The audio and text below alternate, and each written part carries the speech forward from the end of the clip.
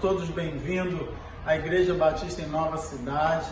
Em instantes nós iremos começar mais uma live, mais um culto de celebração ao nosso Deus. E eu tenho certeza que você vai ser impactado, transformado, vivendo com a gente essa experiência. Se você ainda não se inscreveu no nosso canal, quero convidar você a entrar lá no YouTube, IB Nova Cidade, se inscreva no nosso canal, curta e também curta as páginas nas redes sociais, Facebook, Instagram, todas as nossas programações estão lá. Eu tenho certeza que será abençoador para a tua vida.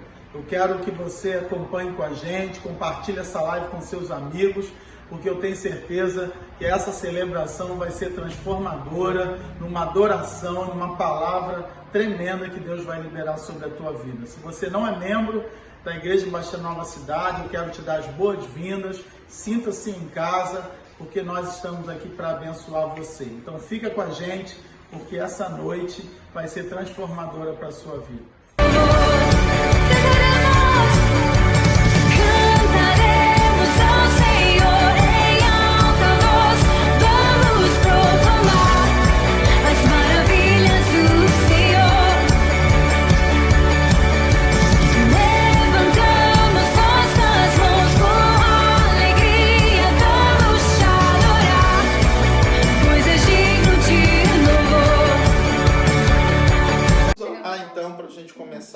Tá bom? Compartilhar um pouquinho a palavra do Senhor, que essa é a nossa prioridade no domingo pela manhã, continuando sempre versículo por versículo no livro de Colossenses, capítulo 1. Se você perdeu os estudos anteriores e quiser assistir, todos esses estudos estão lá no nosso canal do YouTube, você pode assistir lá, porque eu tenho certeza que vai ser de muita edificação e aprendizado para a tua vida cristã, tá bom? Vamos orar então. Fabiola, ora para nós, para a gente começar. Vamos orar. Senhor, Pai querido, nós te agradecemos por mais esse dia, Senhor, mais esse dia especial na tua presença, Deus, por essa manhã tão linda, por esse sol que brilha lá fora, Pai, um sol que vem nos trazer mais vida, mais alegria, Senhor. Obrigado, Pai, pela tua fidelidade, pelo teu cuidado sobre as nossas vidas, Pai. Ó Deus, que nessa manhã, Senhor, seja mais uma manhã de crescimento e aprendizagem da tua palavra, Deus. Amém. Que seja um tempo que a gente esteja, Senhor, nos dedicando a aprender mais de ti, Senhor, a querer andar mais na tua presença, ó Deus, a cada dia, ó Deus, ser semelhante a ti, Pai. Em nome de Jesus, que a cada dia o Senhor esteja aprofundando a sua obra em nossas vidas, amém, Pai, para que a nossa igreja, ó Deus, seja uma igreja referencial, ó Pai, uma igreja cristocêntrica, ó Pai, amém, que o Senhor realmente seja, ó Deus, a base de tudo, o centro de todas as coisas, Pai, em nome de Jesus, Senhor, fala conosco, ó Deus, visita as nossas casas, nossos lares, ó Deus, encha-nos com a tua presença a cada dia, Pai. Amém. Ó Deus, e visita também aqueles que estão acamados, Senhor, seja com a Samanta, ó Deus, que muito em breve ela esteja conosco, ó Deus, que ela se recupere, ó Deus, o mais rápido possível, Pai, que a tua poderosa mão esteja sobre a vida dela, Pai, em nome de Jesus, Senhor. Sim. Seja assim também com a Carla, Deus, que está no hospital, Senhor, internada, ó Deus, nesse processo de luta contra o câncer, Pai, em nome de Jesus, ó Deus. Senhor, faz um milagre na vida da Carla, amém, Pai. Nós cremos, ó Deus, que tudo é possível contigo, Pai.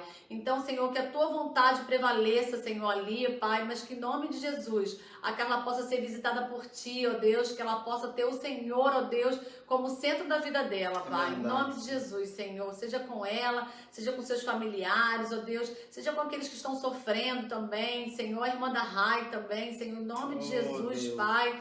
Visita, Deus, aquela serva, Deus, em nome de Jesus, Pai. Seja com todos que estão passando por um processo difícil, Senhor, nessa hora, Deus. Que o Senhor esteja visitando, Pai. Deus, e nesse tempo que estamos voltando à vida normal, Pai. Que em nome de Jesus, o Senhor esteja nos guardando, nos amém, livrando de todo mal, Pai. Em nome de Jesus que nós te pedimos Deus. E te agradecemos por todas as bênçãos que o Senhor tem nos concedido, Pai. Em nome de Jesus. Amém. Amém. Glória a Deus. Amém. Vamos ler o texto do capítulo 1 de Colossenses, do verso 24 até o verso 29. Você pode ler? Aham. Regozijo-me agora no que padeço por vós e na minha carne cumpro o resto das aflições de Cristo, pelo seu corpo, que é a igreja, da qual eu estou feito ministro segundo a dispensação de Deus, que me foi concedida para convosco, para cumprir a palavra de Deus.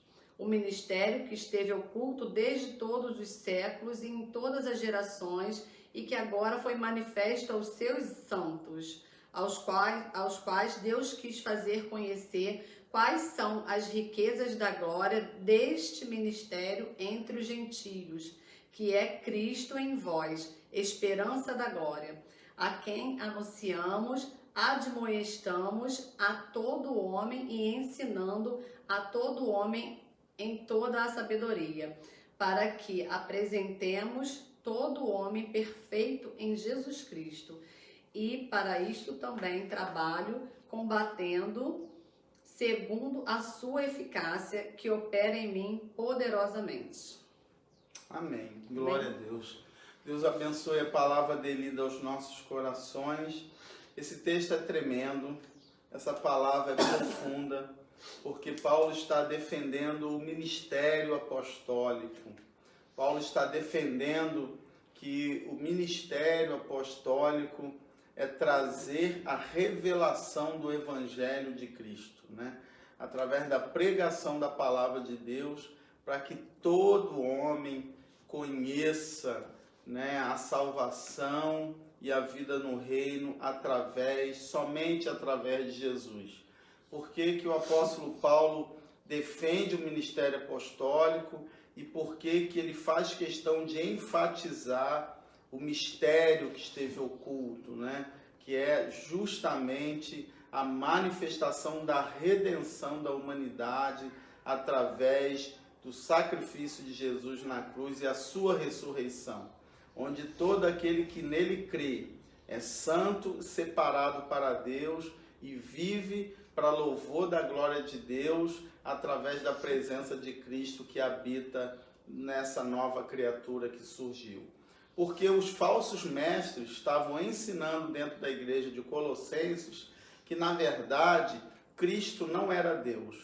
Cristo era uma manifestação de Deus, mas ele não era 100% Deus. Assim como eles também não criam que os apóstolos eram ministros, né? Eram servos chamados, vocacionados por Deus para levar esse evangelho a toda a criatura, combatendo que o evangelho seria aberto para todos os homens. Por quê? Porque o gnosticismo, que era a heresia que surgiu na época, surgiu em Colossenses, ela ensinava que o homem só podia chegar a Deus através do conhecimento. Mas esse conhecimento era uma iluminação manifestada por seres angelicais especiais que eram dadas a poucas pessoas. Ou seja, era como se os anjos apareciam e revelavam as coisas da divindade, né, de Deus, mas não aparecia para todos, aparecia para alguns. Algumas poucas pessoas eram escolhidas, exclusivas, para ter essa revelação maior.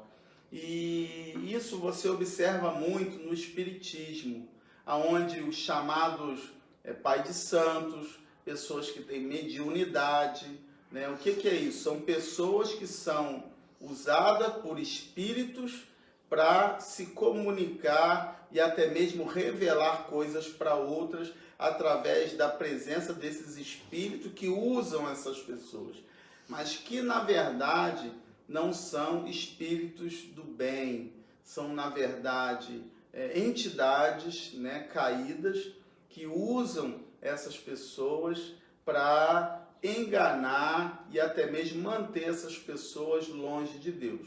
Mas eu estou falando isso por quê? Porque as pessoas procuram essas pessoas que têm essa chamada iluminação ou essa força espiritual para que elas possam revelar para elas as suas necessidades.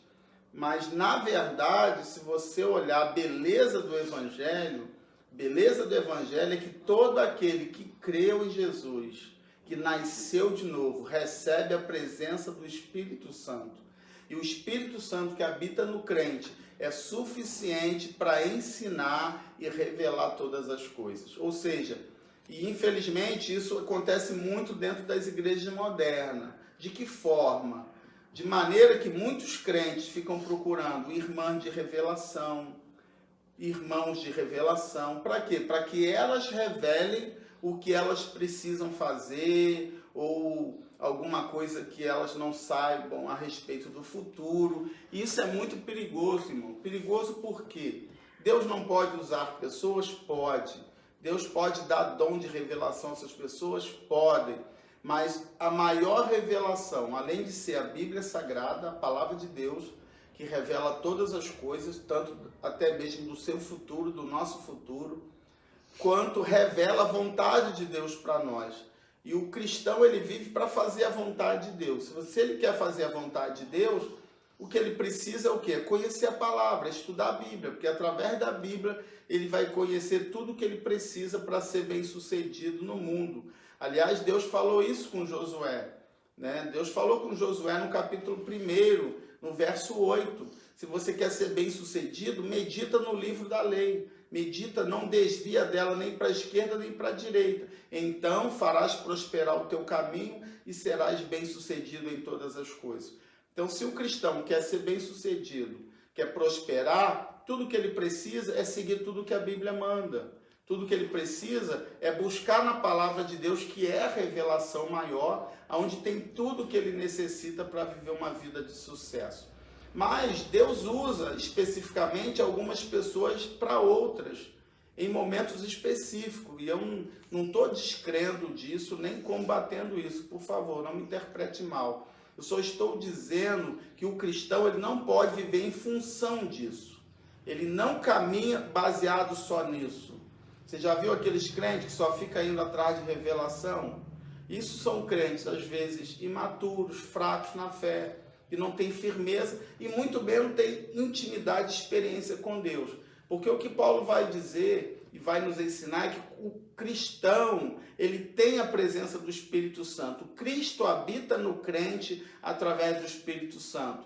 E essa presença do Espírito Santo na vida do crente é suficiente para discernir os tempos, para entender e principalmente para lhe revelar a vontade de Deus para que ele possa caminhar de maneira bem-sucedida e principalmente de uma maneira segura e firmada na presença de Deus. Então, essas influências modernas de hoje nada mais é do que influências de heresias gnósticas que já acontecia na época da igreja primitiva, que Paulo está combatendo aqui no livro de Colossenses. E aí é importante você entender isso, porque quando chega no verso 24, Paulo vai falar do ministério do sofrimento. Olha o que ele diz no verso 24. Agora me regozijo no meio dos meus sofrimentos. Isso aqui é um paradoxo, irmãos. Por quê? Porque hoje em dia as pessoas não têm alegria em sofrer, né? Pelo contrário, as pessoas querem fugir do sofrimento. Não fuja do sofrimento. O sofrimento é intencional, tem um porquê dele acontecer na vida do salvo. E principalmente quando você padece como cristão. Jesus chegou a dizer nas bem-aventuranças que bem-aventurado sois vós quando por amor a Jesus forem perseguidos, caluniados, pisados, humilhados. Ou seja, quando o cristão padece por ser um servo de Deus, ele é um bem-aventurado, ele é feliz dos felizes, ele tem uma recompensa maior diante de Deus. E hoje nós temos um evangelho moderno que diz que é triunfalismo puro, onde o cristão não padece, o cristão não passa dificuldade, onde não se prega esse tipo de coisa. Por quê? Porque se você pregar esse tipo de coisa, você vai afastar as pessoas da igreja, você vai entristecer as pessoas, porque as pessoas querem entrar na igreja e sair animadas, sair para cima. O evangelho anima, o evangelho te coloca para cima, mas o evangelho também nos posiciona de maneira correta. Entenda isso. O evangelho posiciona o homem de maneira correta no mundo, porque Jesus disse Está lá em João capítulo 16, verso 33. Eu vos tenho dito estas coisas para que em mim tenhais paz. No mundo tereis aflições, mas tende bom ânimo, eu venci o mundo. As palavras de Jesus é para nos trazer segurança de que mesmo no meio das aflições da vida, nós vamos vencer essas aflições. Nós vamos glorificar o nome de Deus e nós vamos passar por elas de cabeça erguida, triunfante. Por quê? Por causa do Evangelho de Cristo, por causa da presença de Deus em nós, por causa do Cristo que nós servimos. Não é se isentar do sofrimento, mas é entender que de alguma forma o sofrimento nos traz alegria, nos traz regozijo. Isso aqui é masoquismo? Não, Paulo não está sendo masoquista. Paulo não está dizendo, eu me flagelo porque isso é bom para a obra de Deus na minha vida. Não, ele está dizendo, por causa do Evangelho, eu sofro, mas isso me alegra porque eu sei que eu estou no caminho certo da eternidade e de servir a Deus. Uma outra coisa muito interessante no capítulo 1, verso 24, que essa é a base da doutrina católica para o purgatório e para a prática das indulgências. Se você conhece bem o catolicismo, ou se você gosta de estudar a história da igreja, estuda as indulgências católicas. O que eram as indulgências católicas? Eram sacrifícios, que a igreja católica impunha sobre os fiéis, aonde eles se sacrificavam até com a vida, pagando preço, em prol de receber benefícios na eternidade. Era assim, participar de guerras, para a Igreja Católica conquistar territórios, para a Igreja Católica ter mais propriedade, ter mais terra. Então, aqueles que se colocavam como voluntário para participar dessas indulgências era uma forma de pagamento, de penitência. E através dessa penitência ele receberia uma bênção na eternidade, a vida eterna, ele ia ter mais recompensas lá na eternidade. E o purgatório, o que é o purgatório? O purgatório é onde para o homem ser salvo, ele tem que fazer um sacrifício, ele tem que pagar um preço, ele tem que sofrer para ser salvo. É como se para eu ter a vida eterna eu tenho que sofrer. Qual é o problema disso? O problema disso é que Jesus pagou o preço. Jesus foi o sacrifício vicário. No que diz respeito à salvação, à vida eterna, não tem sofrimento nenhum que você precisa fazer. Eu preciso subir a escadaria de joelho. Eu preciso caminhar daqui até tal lugar para poder garantir minha salvação. Não, Jesus pagou o preço de uma vez por todas e o preço dele foi suficiente. Hebreus fala sobre isso, que ele foi o sumo sacerdote que entrou no Santo dos Santos e ele pagou o sacrifício uma vez só, por completo, então não precisa ser pago nenhum tipo de sacrifício mais para a salvação. Então, essa é a base da Igreja Católica para defender. Por quê? O que eles usam? Eles usam essa expressão aqui, eu cumpro na minha carne o que resta das aflições de Cristo. Como se Cristo não fosse suficiente, então ainda falta um complemento. Falta ainda um sofrimento complementar. E eu preciso pagar esse preço na carne para ser salvo. Mas, na verdade, Paulo não está ensinando isso aqui. Paulo está dizendo que assim como Cristo, que é o cabeça da igreja, sofreu, a igreja, enquanto estiver na terra, também vai continuar sofrendo. É diferente. Não é um sofrimento vicário. Não é o sofrimento da salvação. É o sofrimento de servir a Cristo. É o sofrimento de fazer parte da vida. No mundo tereis aflições. É assim como Jesus sofreu, enquanto ele viveu na terra, não será diferente para a igreja, não será diferente na vida do cristão. E eu gosto muito, perdão da palavra, não é que eu estou diminuindo ou me alegrando na tua dor, tá? Eu gosto muito quando os crentes passam sofrimento, porque é aí que a gente aprende, é aí que a gente cresce, é aí que Deus trata a vida do cristão. Deus trata o crente na prova, não na vitória.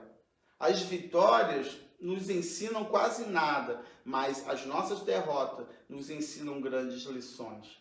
As vitórias são para ser celebradas, comemoradas, testemunhadas, mas o crescimento é gerado aonde? Na nossa luta, na nossa derrota, na nossa provação. Por isso que eu gosto, entre aspas, né, quando eu vejo o crente passando dificuldade, porque eu sei que ali Deus está tratando a vida do servo dele. Quando eu passo dificuldade, é porque Deus precisa me tratar em alguma área através daquela dificuldade. Mas o que nós fazemos quando nós passamos dificuldade? Nós queremos nos livrar dela. Que isso passe logo, que Deus acabe logo com isso, que Deus tire logo esse desemprego da minha vida. Não é assim que o cristão se posiciona. O cristão se posiciona assim: Senhor, se eu tenho que passar por isso, me ensina ou me gera crescimento, faz a minha fé crescer através de tudo isso que eu estou passando. Porque aí sim, ele vai aprender, o propósito vai ser cumprido e, obviamente, o sofrimento vai terminar, porque ele já vai ter aprendido a lição que Deus quer ensinar para ele. Então, no verso 24, Paulo está falando que o ministério é um ministério de sofrimento. Mas isso não é motivo de tristeza, é motivo de alegria, né? Por amor do seu corpo, que é a igreja, por amor da igreja, eu estou sofrendo para completar a missão, para completar a obra de dor, porque a igreja é a igreja sofredora. A igreja de Cristo, ela é perseguida, sempre vai ser perseguida, gente. Entenda isso. A igreja de Cristo sempre vai ser perseguida, sempre vai ser atacada, as pessoas vão falar mal da igreja, as pessoas vão dizer que o crente não presta, as pessoas vão sempre tentar atacar a igreja. Atacaram Jesus, acusaram Jesus. Você acha que não vão acusar o cristão também? Vão. E nós temos o quê? Que nos alegrar. Por quê? Porque esse sofrimento produz a obra completa de Deus na terra. É sinal que nós estamos no caminho certo da obra de Cristo. Aí, a partir do verso 25 ao verso 29, Paulo fala da propagação do evangelho, né? Paulo fala do mistério que esteve oculto, do evangelho, do qual ele foi constituído ministro. Olha o que diz o verso 25. Do qual eu fui constituído ministro, segundo a dispensação de Deus, que me foi concedida para convosco, a fim de cumprir a palavra de Deus. Deixa eu fazer um destaque aqui para a dispensação de Deus. O que é essa dispensação de Deus? A palavra dispensação é a palavra oikonomia, da onde vem a palavra economia. Mas, na verdade, ela era traduzida, né? No grego, ela era traduzida para mordomia, né? Administração, dispenseiro. O que é um dispenseiro? O dispenseiro bíblico, ele cuidava da dispensa da casa da família. Era uma espécie de um administrador familiar. É uma espécie de uma governanta, né? Hoje a gente chama assim, né? Uma governanta do lar. Mas entenda uma coisa. Hoje, uma governanta, um administrador familiar, ele tem autoridade até para ir no mercado, comprar as coisas, abastecer a casa. Mas o dispenseiro bíblico, ele não tinha essa autoridade, ele não podia comprar nada. Não era ele que abastecia a dispensa. Quem abastecia a dispensa era o dono da casa. Ele só era responsável de administrar. E uma das regras, ele tinha que ser muito fiel ao seu senhor, porque uma das regras é que ele não podia deixar de usar nada do que tinha na dispensa. Ele tinha que usar tudo. Se o dono da casa abastecesse a dispensa, ele tinha que administrar de tal maneira que tudo que tinha na dispensa fosse usado, seja de alimento, seja de material. Ele não podia, isso aqui eu não vou usar, isso aqui eu vou guardar, isso aqui eu vou deixar aí. Não. Por quê? Paulo faz uma alusão isso ao evangelho. Como ministro de Cristo, ele é que me revelou a palavra. Deus é que abastece a dispensa. Deus é que nos enche. Deus é que nos deu a sua palavra. Mas entenda uma coisa, como dispenseiro eu tenho que usar a palavra toda. Eu tenho que ensinar todo o evangelho. O evangelho é universal. Paulo vai defender muito isso aqui. Por quê? Porque os gnósticos diziam que a revelação de Deus era privilégio de poucos que tinham um conhecimento maior, que tinham uma inteligência maior. E o Evangelho não trata disso. O Evangelho é para todos. Deus não tem filhos prediletos. Qualquer um pode aprender o Evangelho. Qualquer um pode conhecer, independente da sua formação. Você pode não saber ler e escrever. E você pode conhecer a Deus, você pode conhecer as revelações divinas.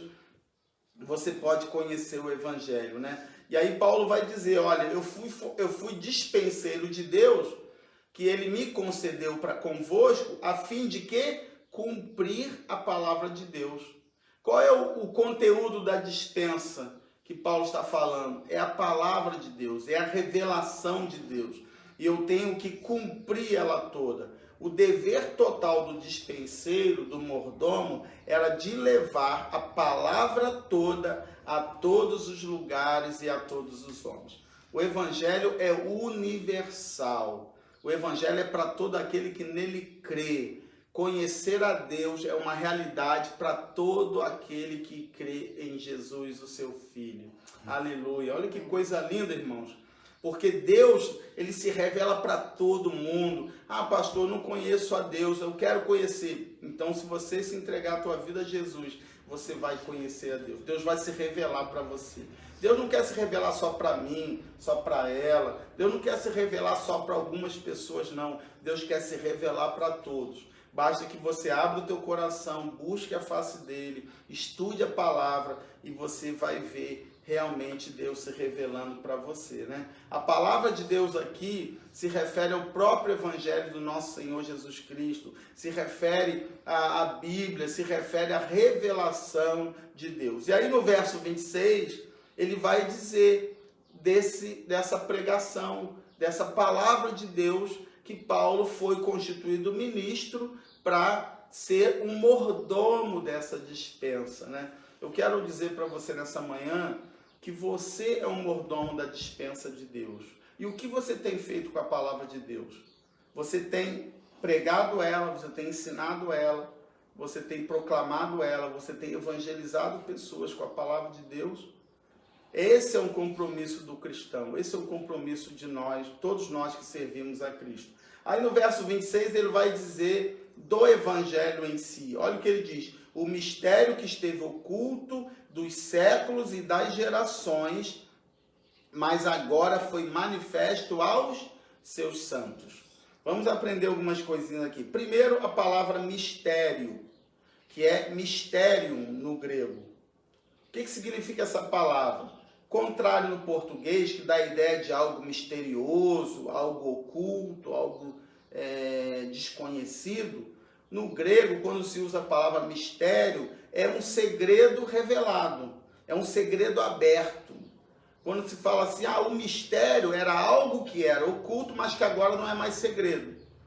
Entende? Então, quando a Bíblia diz que um mistério que estava oculto, ele está falando que era algo que antes ninguém conhecia, mas que agora todo mundo já conhece.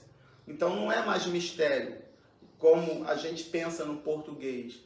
Por que Paulo está dizendo isso? Porque o mistério que esteve oculto é o próprio Evangelho da graça do nosso Deus. É o que Deus revelou enviando Jesus a esse mundo para morrer por nós. É o que Deus se revela para nós através da pessoa de Cristo e do seu Evangelho. Agora é interessante que ele fala que ele estava oculto pelos séculos e gerações. Vamos entender isso aqui. A palavra séculos aqui, no grego, é a palavra aions, que os gnósticos usavam para falar das manifestações de Deus, seres angelicais que traziam os recados de Deus. E para eles, Cristo era um ser angelical que trazia os recados de Deus. Paulo está dizendo, ele usa essa palavra de propósito, que o Evangelho estava oculto aos anjos. Os anjos não sabiam do plano completo de Deus. Eles descobriram depois que ele foi revelado. Porque a palavra de Deus diz que os anjos queriam pregar o Evangelho, mas Deus não permitiu, porque ele confiou isso a quem? Aos homens. Quando que os anjos entenderam isso? quando eles viram o evangelho sendo pregado para nós através de Cristo.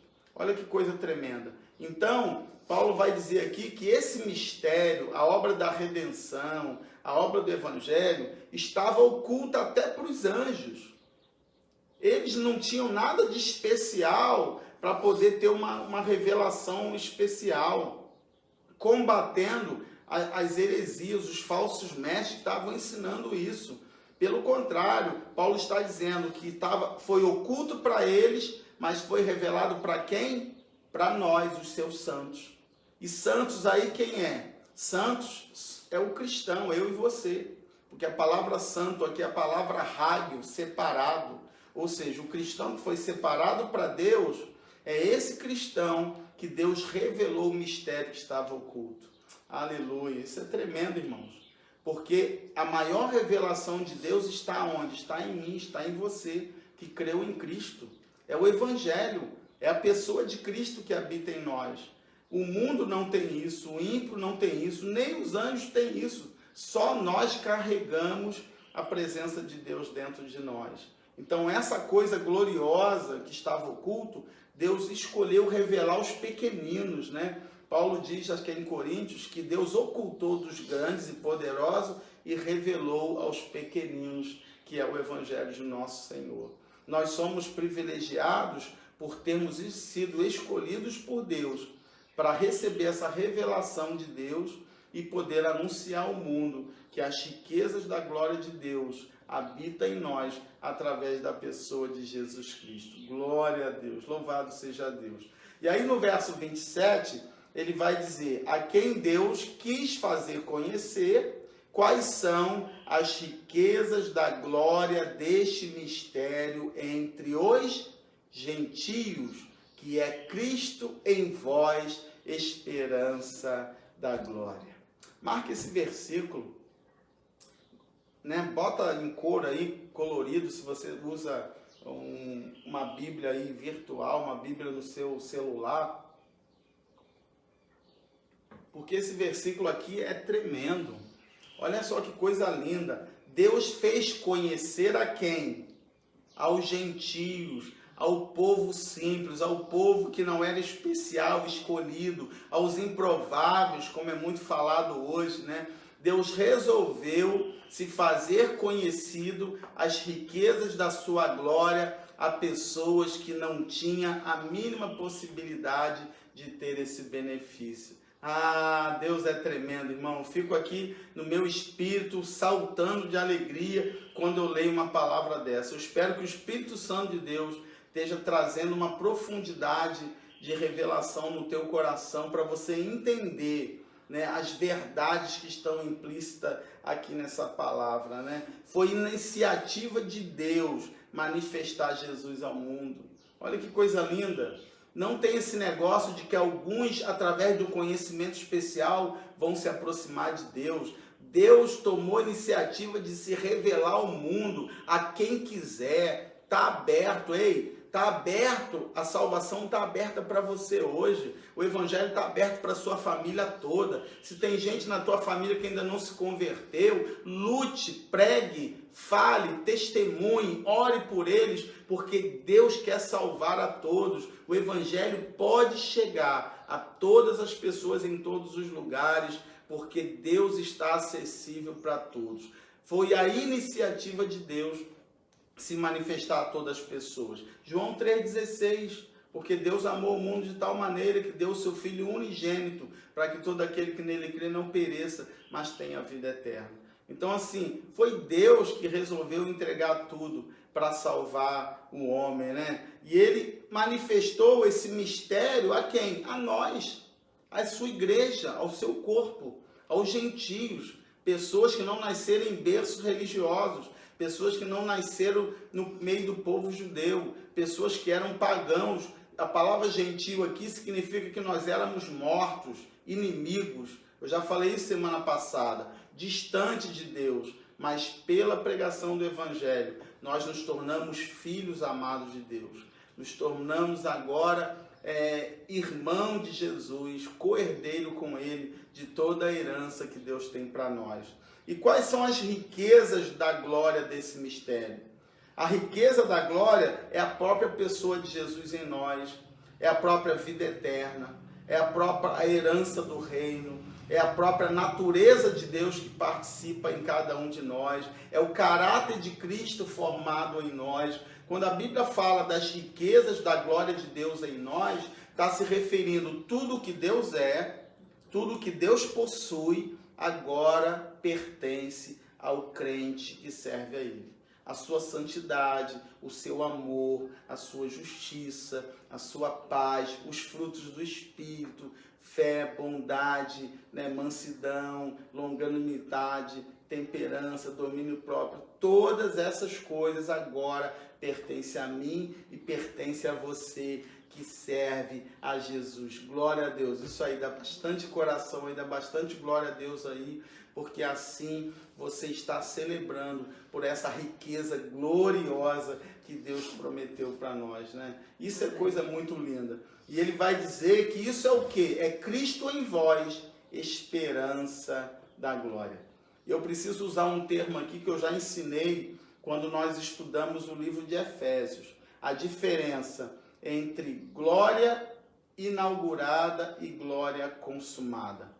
Tem algumas bênçãos que Deus deu para nós que elas foram inauguradas, mas ela não está consumada, né? É uma parte da teologia que ensina que são coisas que nós já participamos, mas não participamos por completo. Então, se você não pegou esse estudo, deixa eu explicar rapidinho o que é isso. Por exemplo, a salvação. Eu já tenho a salvação, mas eu não desfruto dela completamente. Eu só vou desfrutar completamente quando eu estiver lá no céu, sim ou não? Sim.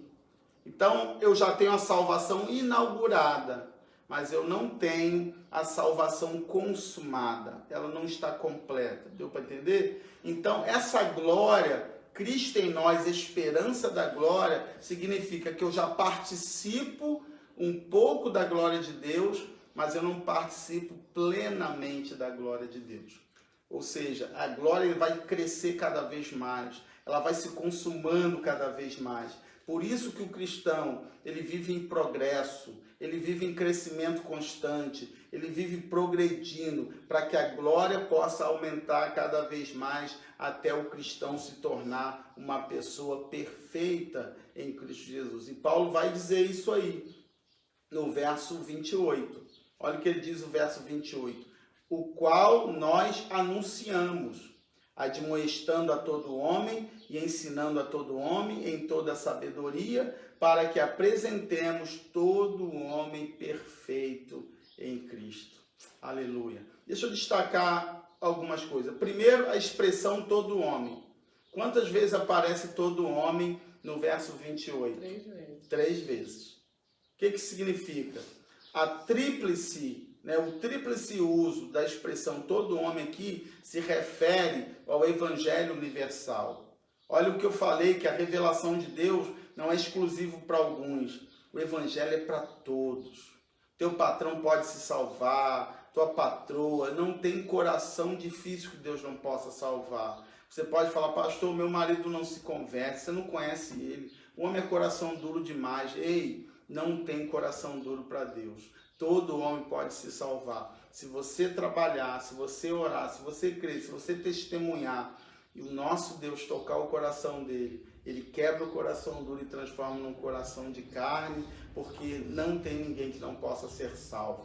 Então, a expressão todo homem aqui é a obra completa, para que toda a humanidade seja alcançada. Mas Paulo fala que esse evangelho é anunciado, anunciamos, admoestando e ensinando.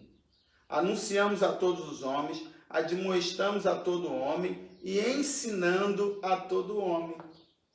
Por que ele usa essas 3 expressões? Para falar do evangelho todo. Você já viu pastor que só prega parte do evangelho? Irmão, é muito bom pregar as promessas do evangelho. Eu gosto. É muito bom. O povo adora. Promessa, bênção, vitória. Deus tem promessa. Deus vai abençoar meu lar. Minha casa vai ser salva. Eu vou para o céu. Eu vou prosperar. Não é bom isso? é ótimo, mas a Bíblia não é só promessa. Sim ou não? Então Paulo fala, ó, anunciando, primeiro fala anunciando. O que é anunciar? É a pregação do evangelho, é o evangelismo, é a obra da salvação. A igreja precisa anunciar Cristo como Salvador, Jesus como a única solução e esperança do mundo. Paulo fala que a pregação, a vida da igreja tem que ser evangelismo, a mensagem tem que ter evangelismo, mas não pode ser só evangelismo. Imagina se a gente ficar pregando só para ganhar. Tem gente que acha que a igreja tem que pregar só para converter o perdido. Mas e os crentes que estão na igreja? Vão ficar só ouvindo mensagem evangelística? Não. Também admoestando. O que é admoestar? Admoestar aqui, irmãos, é repreender, é alertar, é avisar dos perigos, é avisar do pecado, do estrago que o mundo faz, que o mal faz, que a tentação faz. Então, é muito bom pregar promessa, mas eu também tenho que pregar, às vezes, falar assim, cuidado com o pecado mata. Cuidado com a tentação, cuidado com o olhar impuro, a fofoca, o crente fofoqueiro, o crente que fala mal do irmão não vai para o céu. E aí ninguém gosta de ouvir essa mensagem, né, Fabiola? Porque incomoda, porque confronta. Mas é o evangelho todo. O apóstolo Paulo não podia pregar só parte do evangelho. O pastor não pode pregar só parte. O pastor tem que pregar o evangelho todo. Então ele tem que anunciar, ele tem que admoestar e ele tem que o quê? Ensinar. Uma pregação, às vezes, não dá para ensinar a Bíblia. Então você tem que participar de curso, escola dominical. A igreja precisa ter um ministério forte de ensino, teólogos, pessoas que são mestres, são professores, para poder ensinar o povo a palavra de Deus. Por isso que todo domingo de manhã eu primo somente para a gente estudar a Bíblia, o que o livro está dizendo, o que a Bíblia diz a respeito do que nós estamos lendo.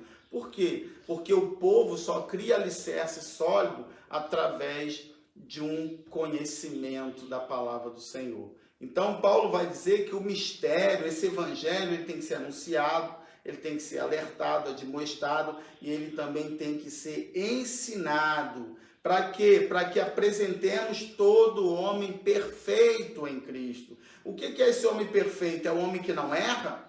Pastor, então o crente não erra, ele não falha, ele tem que ficar perfeito. Não, não é isso. O que ele está falando aqui é de maturidade, é de crescimento, é de desenvolvimento espiritual. O crente que ouve o evangelismo, que ouve a repreensão, que acata os alertas de Deus, que acata a disciplina, a palavra também aqui para admoestar é disciplinar o povo, corrigir, realmente confrontar o povo com o pecado, com o erro, para o povo tomar posicionamento. E que ensina, que o povo que aprende a Bíblia, esse cristão, ele amadurece, ele se parece com Jesus, ele é transformado no seu interior, no seu caráter, e assim ele se torna uma pessoa perfeita, da obra perfeita de Deus na vida dele. Eu não sei se eu estou ajudando alguém aqui nessa manhã, se eu estiver ajudando você, dá um glória a Deus, mas eu entendo, querido, que nós precisamos crescer, por isso que o nosso tema de 2020 é ano de crescimento. Nós precisamos desenvolver para que a gente possa realmente a cada dia ser aperfeiçoado. Há uma evolução na vida do cristão, O cristão evolui, Há um desenvolvimento, sim. E como que ele se desenvolve? Através do ensino, através da disciplina, através da pregação do Evangelho de Cristo, E assim ele vai ter a natureza de Cristo, ele vai ter o caráter de Cristo e ele vai viver a vida de santidade. O homem perfeito em Cristo é o homem que tem o caráter de Cristo, participa da natureza de Deus e ele tem uma vida de santidade na terra. E aí, para terminar no verso 29, Paulo vai dizer: para isso também trabalho, lutando segundo a sua eficácia que opera em mim poderosamente. Quero concluir a minha palavra aqui com duas coisas importantes. Primeiro, irmãos, a obra do Evangelho é uma obra árdua, ou não é, Fabiola? Ninguém disse para você que seria fácil. Eu quero falar aqui, Deus está me direcionando para falar para alguns crentes aqui que trabalham em ministérios na igreja. Irmão, não pare de trabalhar pelo Evangelho, não pare de servir a Cristo, porque servir a Cristo é espinhoso, é difícil, é trabalhoso, mas não há outro caminho para a gente fazer a obra de Deus a não ser pelo sacrifício do nosso tempo, do nosso ódio, dos nossos recursos em prol da obra do Senhor. Paulo está dizendo que eu trabalho lutando. A palavra aqui é agonizomai, para trabalho. É um trabalho agonizante. Ele está falando que ele trabalha em agonia, em luta, preço alto que se paga em prol do Evangelho. Querido, por que as pessoas começam a trabalhar na igreja e elas largam o ministério? Porque ficam cansadas, ficam desanimadas, porque têm dificuldade. A obra de Deus é assim, irmãos. Paulo disse que o reino de Deus é conquistado pela força. A salvação é de graça, mas o reino é pela força.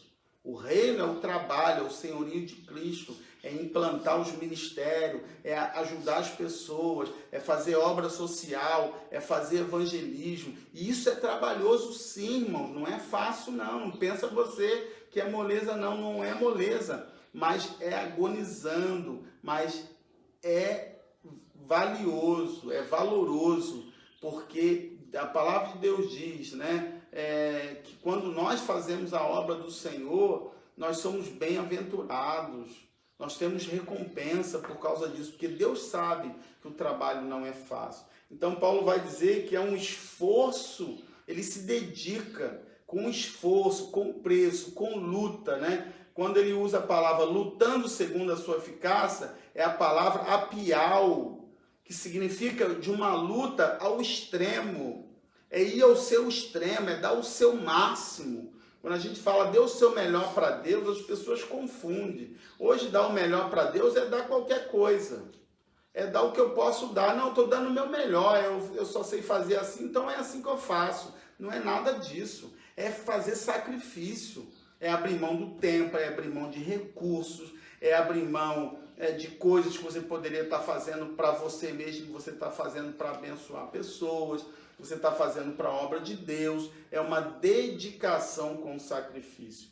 Como nós, da igreja moderna, como nós perdemos isso, hein, irmãos? Como nós perdemos essa visão de nos sacrificar pelo Evangelho, né? Até parece que a graça de Deus se tornou barata, porque as pessoas hoje não querem fazer esforço em prol da casa de Deus, as pessoas não querem dar o melhor pela obra do Senhor, porque elas acham às vezes que estão fazendo até muito. Eu já fiz muito, eu já trabalhei muito, agora é a hora de eu relaxar. Meu irmão, minha irmã, a obra de Deus é trabalho árduo sim, e vai ser assim até Jesus voltar, porque o cristão, ele não existe para outro propósito, a não ser realmente para trabalhar e servir na obra do Senhor. Mas o que recompensa é que Paulo fala que o esforço, o sacrifício é meu, mas a eficácia, o resultado, quem dá é Deus. Isso é tremendo, né? Porque ele diz, segundo a sua eficácia, que opera em mim poderosamente. Aleluia. A palavra é endunami, revela a fonte do seu poder. No seu interior, esse poder o impulsionava para fazer o que ele fazia. Ou seja, Paulo está dizendo, olha, eu me sacrifico, mas vale a pena, porque o resultado não tem preço. Olha, irmãos, não tem preço a gente se gastar pelo Evangelho, a gente abrir mão da nossa vida, a gente abrir mão, né, dos nossos finais de semana, muitas vezes, né? Fabíola esses dias estava conversando que essa quarentena deu um sabá pra gente, né? Sabe o que é sabá? É descanso, né? Porque a gente, todo sábado compromisso, toda semana compromisso, não tinha noite livre, não tinha final de semana livre, não tinha sábado, não tinha domingo, não tinha nada, era trabalho direto, era agenda aqui, aquela colar, e era de um desgaste muito grande, obviamente. E a gente fica assim, poxa, hoje a gente pode tirar um sábado e ficar em família, a gente pode ver um filme junto, todo mundo, a gente pode estar junto, e isso realmente é uma coisa muito boa. Mas olha, querido, o que recompensa, e eu não falo isso porque eu não quero voltar às atividades. Eu falo isso porque eu quero e vamos voltar à atividade. Mas o que nos recompensa é saber que a gente faz isso. E aí a gente vê famílias sendo restauradas, vidas sendo libertas de vício, pobres sendo ajudados, pessoas que não têm nada recebendo tudo, pessoas que estavam perdidos encontrando o caminho da salvação. Isso não tem preço, irmão. Não tem preço que pague essa alegria, esse sacrifício que a gente faz pela obra de Deus. Eu quero terminar aqui com algumas lições, tá? Para deixar para você, para a gente encerrar. Primeira dela, o reino de Deus é conquistado pela força. Não tem facilidade para o evangelho. A igreja vai ser perseguida, vai ter muita luta, mas o reino de Deus vai sendo implantado na medida que nós guerreamos. Segundo, devemos nos alegrar no sofrimento. Sofrer como cristão é um privilégio, irmãos. É um privilégio. Se você está sendo perseguido, humilhado, atacado, por causa da tua santidade, por causa da tua vida com Deus, se você é motivo de chacota no seu trabalho, glorifique a Deus e se alegre. Não se entristeça, porque isso é privilégio do salvo em Cristo Jesus. Terceiro, o segredo oculto aos anjos foi revelado aos crentes. Deus revelou para nós aquilo que ele escondeu dos seres angelicais. Isso nos coloca numa posição superior aos anjos. Eu já falei isso para a Fabíola, a gente brinca com isso de vez em quando, né? E às vezes eu falo assim, você é um anjo na minha vida. Eu falo, anjo nada, porque anjo é inferior ao homem, eu sou uma mulher. Porque na verdade essa é a realidade. Os anjos são inferiores a nós. E os falsos mestres exaltavam os anjos e diminuíam a própria pessoa de Cristo. Quantas igrejas valorizam mais a presença dos anjos do que a presença de Deus na própria igreja? Quantas pessoas se arrepiam quando vê um anjo, mas não se arrepiam com a presença de Cristo constantemente na sua vida, né? A gente deveria se arrepiar muito mais por Cristo estar presente em nós, do que a gente ver um anjo ali, ver um anjo na porta, ver um anjo na rua, na calçada, ver um anjo na janela, ver um anjo no telhado, ou seja lá onde você pode ver um anjo do Senhor, né? Porque na verdade os anjos são apenas mensageiros, eles só vêm mandados para obedecer recado. E último, devemos servir com esforço extremo, impulsionados pelo poder de Cristo que habita em nós. Glória a Deus. Olha como vale a pena servir a Deus. Não importa o sacrifício que a gente faça, a gente tem que fazer com o maior sacrifício extremo, sabendo que é o poder de Deus que nos impulsiona a fazer, é a glória de Deus manifesta que nos faz ter tanto resultado, mesmo com tanto sacrifício, com tanto esforço, a gente tem uma colheita abundante, porque quem faz a obra é Ele, não somos nós. Nós fazemos o trabalho, mas quem dá o resultado é Ele. Um planta, outro rega, mas é Deus que dá o crescimento. Que nessa manhã, que nesse domingo, Deus nos ajude a servir a Ele com alegria, com amor, a adorá-lo, a falar do Evangelho, a pregar, a ensinar, a advertir, a admoestar, mas saber que a nossa colheita vai ser abundante na presença de Deus. Amém? Glória a Deus. Quer falar alguma coisa para a gente terminar? Não.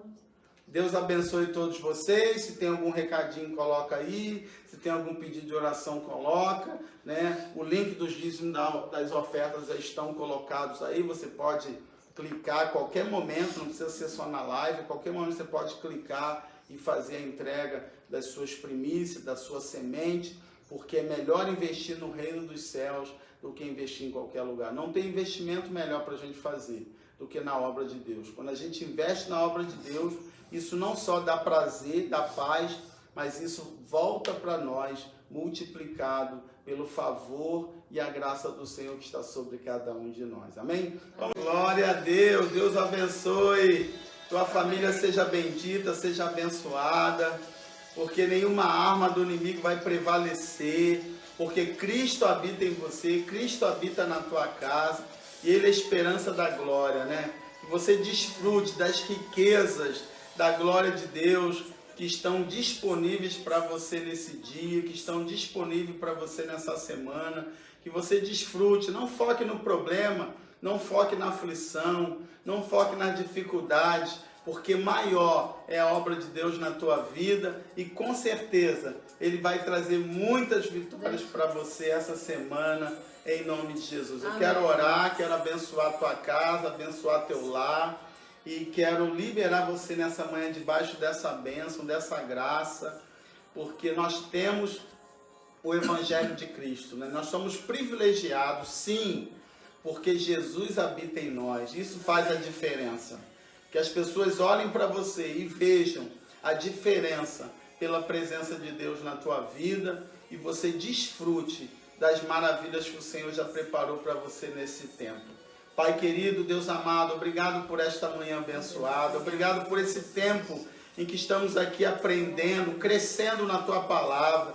Que essa palavra, Senhor, venha gerar transformação, venha gerar crescimento, venha gerar fortalecimento do teu povo para estar firme no verdadeiro evangelho que é Cristo, aonde Cristo, esperança da glória, o nosso Deus, o nosso Senhor, o nosso Salvador, Ele que é a revelação expressa da imagem de Deus em nós, possa através de nós nos conduzir em triunfo, em vitória, anunciando, proclamando, ensinando o teu povo a palavra de Deus, a palavra da salvação.